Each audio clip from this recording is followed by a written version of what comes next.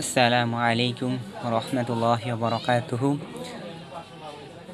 আশা করি সকলেই ভালো আছেন। আজকে আমি একটা বিষয় নিয়ে দু চারটা লাইন বলবো।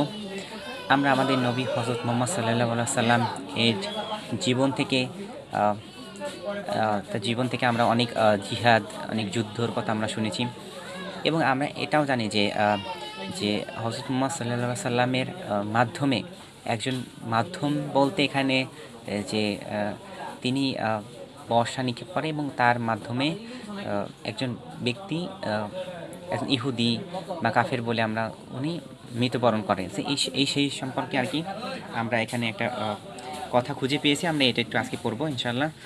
আমরা সেটা পড়ি। ওবাই ইবনে খালফের ঘটনা রয়েছে যে এই লোকটি বারবার রাসূলুল্লাহ সাল্লাল্লাহু আলাইহি ওয়াসাল্লামকে হত্যা করার হুমকি প্রদান করত। কোন লোক? যে লোককে বর্ষা করার কারণে তিনি মারা যান। এই ধরনের হুমকি জবাবে রাসূলুল্লাহ সাল্লাল্লাহু আলাইহি ওয়াসাল্লাম একবার বলেছিলেন, তুমি নও, বরং আমি তোমাকে হত্যা করবো ইনশাআল্লাহ। এটা হলো তখনকার কথা, যখন সম্ভবত এটা আমরা ঘটনা যদি পূর্বে পড়ি যে একটা সময়ে যখন হযরত মুহাম্মদ সাল্লাল্লাহু আলাইহি ওয়াসাল্লাম প্রতিবেশীর ভিতরে তারা তো একে অপরের পাশাপাশি থাকতো। ঘর চাচারা বা যারা ছিলেন, রাসূলুল্লাহ সাল্লাল্লাহু আলাইহি সাল্লাম যখন সালাত আদায় করতেন তার শরীরের উপরে যে উটের নাড়ি বুড়ি তার চাপাই দিত, তখন আর কি বরদোয়া করতে এভাবে ঘটনা পাওয়া যায়। তো এই ক্ষেত্রে যে যখন বলেছিল যে যে হুমকি দিত আর কি, এর ভিতরে একজন ব্যক্তি ছিল যে এ ধরনের হুমকি আর কি দিত জবাবে, তখন আমাদের নবী বলেন, রাসূলুল্লাহ সাল্লাল্লাহু আলাইহি ওয়াসাল্লাম একবার বলেছিলেন, তুমি নও, বরং আমি তোমাকে হত্যা করবো ইনশাআল্লাহ।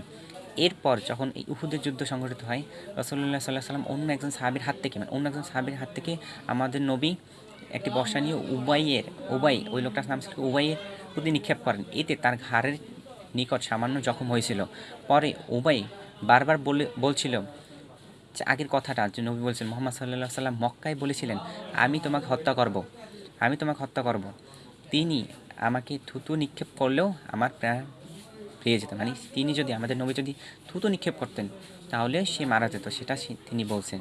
এই তার জীবনে আমাদের নবী ছিল একজন কি বলে, যদি এই যে গুণের বিষয়গুলো আছে আসলে অনেক বেশি এক্সপ্লেন করা যায় না। তার মতো ব্যক্তি আল্লাহ তাআলা সৃষ্টি, আলহামদুলিল্লাহ আমরা উম্মত হিসাবে সুম্মা আলহামদুলিল্লাহ।